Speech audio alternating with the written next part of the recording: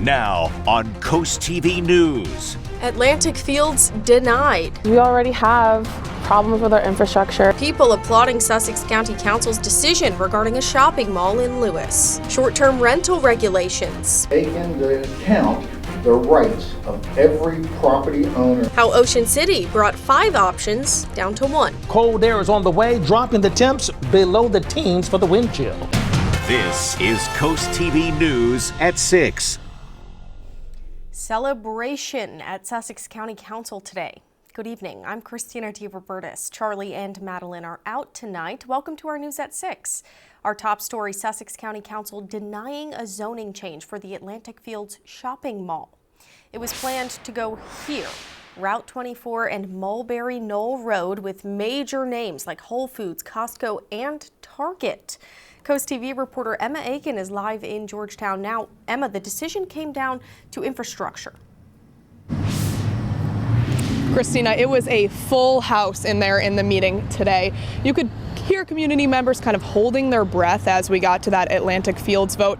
With every no, you could hear a little bit of a reaction, and by that 5th no, most of the room erupted in applause, visible relief and excitement. And moments later, folks right out here gathered to continue celebrating, people laughing to each other. I heard some people saying, "We did it," and even some people saying they're planning to throw a party tonight to celebrate. A room filled with applause after Sussex County Council voted 5-0 to deny the Atlantic Fields shopping mall off Route 24. The mall included major stores like Costco, Whole Foods, and Target. TJ Maxx and Ross in negotiations to join too. Allison Antes, who lives on the highway, says if the development were approved, she would have moved. We already have problems with our infrastructure, and it's really just irresponsible to continue to overburden what we already doesn't serve us. And the council today agreed, saying they were forced to deny the project due to the state's lack of planning when it comes to the roads in Sussex County. The developing group claims the shopping mall here would generate $79 million in labor money per year, create 750 permanent jobs, and even more construction jobs. Karen Levin says she understands the commercial appeal, but the area just can't take more traffic. I mean, everybody would love those type of stores at Atlantic Fields, but it's just ridiculously, I mean, I was in an accident off of Warrington Road. That's exactly where that is. For now, no zone change for Atlantic Fields. And again, the county saying today they were forced to deny solely due to the state's failure to invest in these areas. Councilman McCarron saying in part, quote, Sussex County cannot continue to serve as the ATM for the rest of the state while receiving inadequate infrastructure in return, unquote. We did ask DelDOT for a response to the county's responses here. DelDOT did not provide comment. Reporting live here in Georgetown, Emma Aiken, Coast TV News. Emma Aiken, thank you. And you might be wondering, well, what happens now? So the county tells us the developer can actually appeal the decision to the courts or can come back with a new plan that's in line with the current zoning. Viewers will remember the developer previously told CoastTV the land will not remain a soybean farm, and that development on the land will move forward with housing options. We want to know what you think, so we're going to check on our CoastTV poll. We're asking what you think Sussex County should prioritize during Route 24 development. Let's take a look. 73% most popular answer all day say traffic solutions. Some people, though, say environmental impact, community input, or economic growth. And we have a comment tonight. This is from Kathy in Millsboro. She says they need to fix the traffic concerns so they can build something like Atlantic Fields.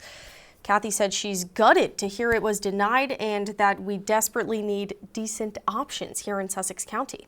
Thank you, Kathy, for leaving the comment, and you can vote. You can leave your own comment. Just go to coasttv.com or use our mobile app and we'll have updated results at 11. Now we're looking live outside into Milford, and our First Alert Chief Meteorologist Paul Williams joins us now with a check on the forecast. Is it going to get colder, Paul? Well, you know, we're going to eventually get cold, but how about we can ride this mild weather? Let's squeeze out just one more day of mild weather before we have to deal with the reality that, yeah, it is still January and we got to deal with January type temps.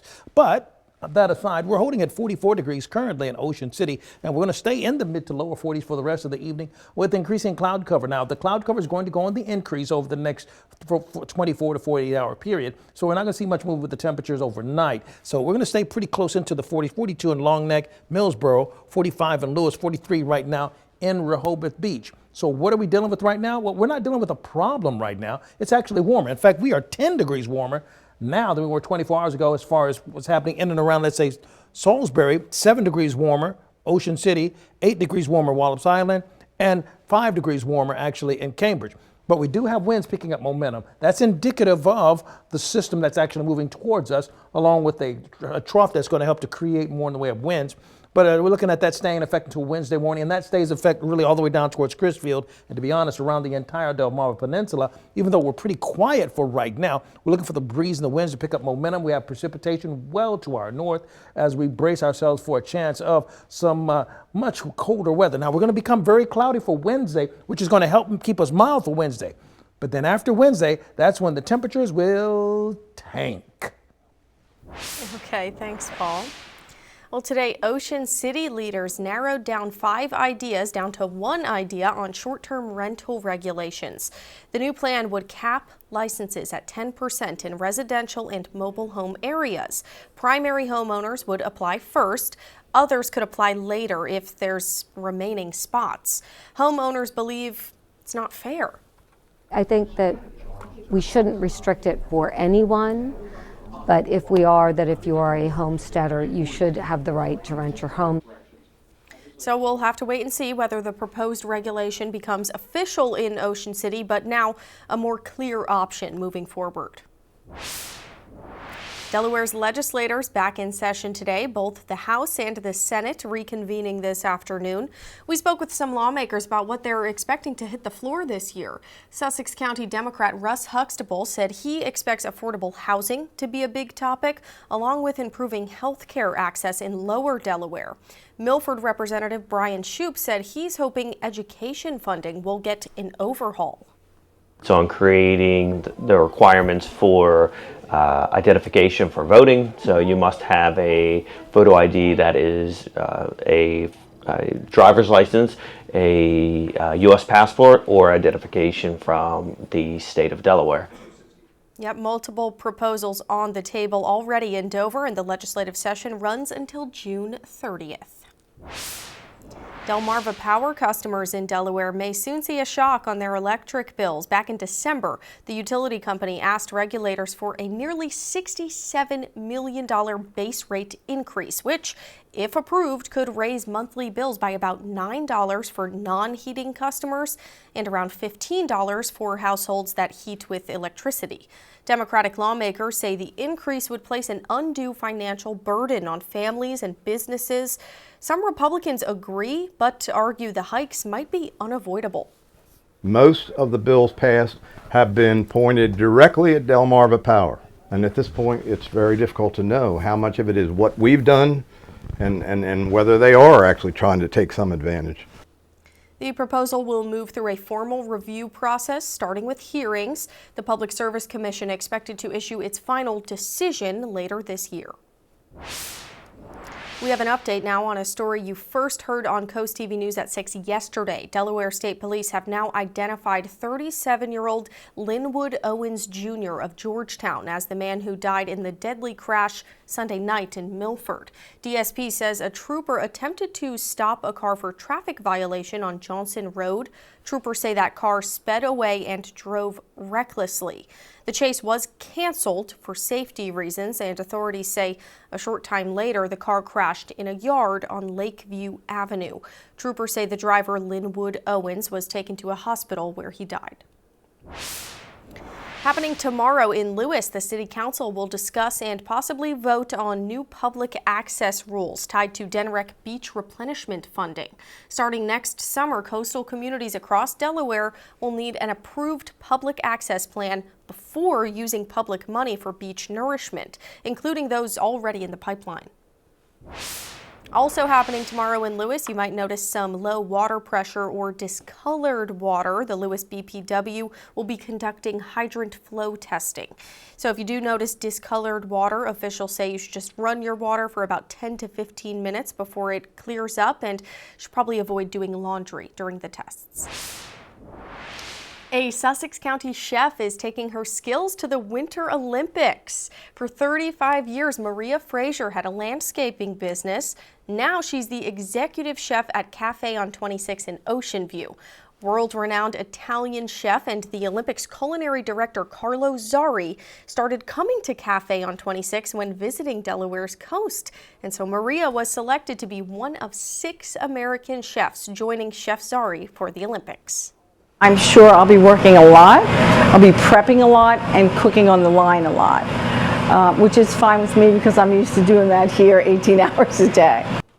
How exciting. And Maria says she's not sure exactly what she will be cooking when she gets to Italy, but says she's excited to bring a little bit of Delmarva with her and hopefully some Italian cuisine back here to Delmarva. And remember, the Winter Olympics are running February 6th until the 22nd, only here on CoastTV.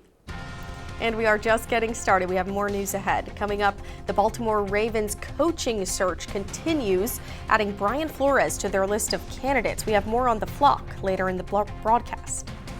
After we squeeze by Wednesday with one more mild day after that, we're looking for cold air to make its imprint across the entire Delmarva Peninsula to the point where the wind chill will fall into single digits. But first, how a wave of facial hair came together in Ocean City for a good cause. That story when we're back in just a minute. This is Coast TV News at 6. There are plenty of charitable organizations here along the coast, but this one in Ocean City, it might just have more facial hair than any of them.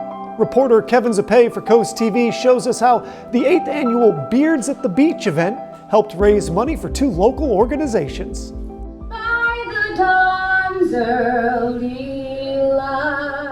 The national anthem kicked off the 8th annual Beards at the Beach competition, where every style of facial hair was on display, all competing for top honors. All first place winners will come up, the judges will get to look at them one more time, and then the judges decide the best in show, and they walk away with this trophy. The Bearded Men's Society of OC started back in 2014 and has since grown, just like their beards, reaching more people throughout the community, and more importantly, giving back. All proceeds are going to Diakonia, which is a transitional housing right here in West Ocean City, and also for Making Strides for Breast Cancer Ocean City chapter. It's Jason Sewell's first time competing this year. It's a good way to give back to the local community, have fun, get to meet people, just great time.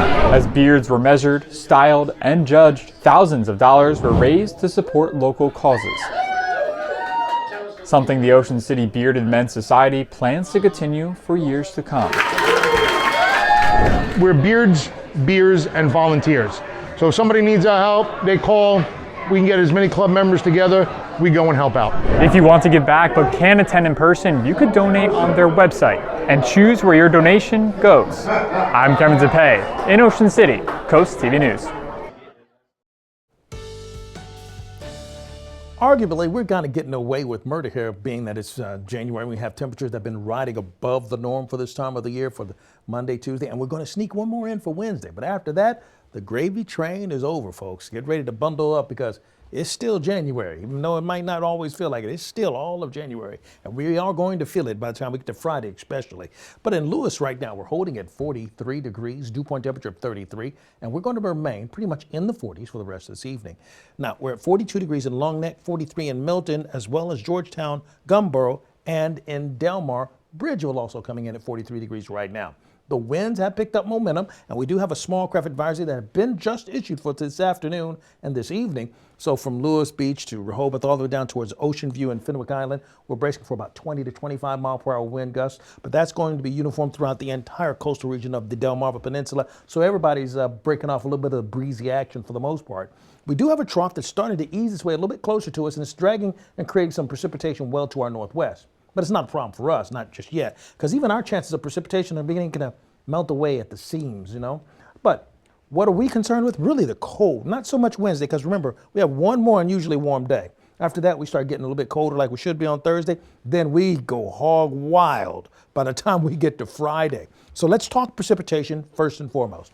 8 o'clock Wednesday evening, we're looking at one model indicating we're going to get some rain to come through here. We'll still be well above freezing. But then here comes this slice of pink here, indicating freezing rain, possibly sleet. And then behind it, a little bit of possibility of snow. This model is a little too generous with the numbers for me, but I'm showing that against some other models that we're going to show you in a moment. So for Wednesday, we start off cloudy. We end up temperatures in the 50s, but the winds are coming out of the south. So we stay warm thanks to that flow as well. Thursday is when it becomes interesting. Notice how the winds have shifted directions. And 7 o'clock in the morning, we're looking at scattered showers, and then we see a touch of a snow shower here, but that's primarily it. So the models aren't jiving like they typically should. So we take a look at that. Well, we're looking at about a 15% chance of snow/rain in the first place. So that's a small tiddly, type of amount of rain there. But we do see, for us, 6 o'clock in the morning, we could see some scattered snow showers by the time we get to Highway 13. So we're looking at 4 o'clock in the morning near Seaford, then it's out of the way. And then even as we go into, let's say, 4 o'clock in the morning for Long Neck and Rehoboth Beach, very small, infinitesimal chance of that. But the big story is really going to be how it's going to feel, because Thursday is going to feel like the teens, and then Friday morning we wake up to 9 degrees. That's what it's going to feel like. Here's a look at your 7-day forecast. The Delmarva Sports Network from the Wawa Studios. Good evening, folks. I hope you're enjoying the new week. Let's get right into the sports news you need to know on this chilly Tuesday, starting with the latest from Baltimore. The Ravens completed an interview with Minnesota Vikings defensive coordinator and former Miami Dolphins head coach Brian Flores. Flores is considered a relatively hot commodity on the coaching carousel, as during his time with the Vikings, his defense is ranked top 10 in 2 out of 3 years. Flores is also a part of 4 Super Bowl winning teams on staff with the New England Patriots.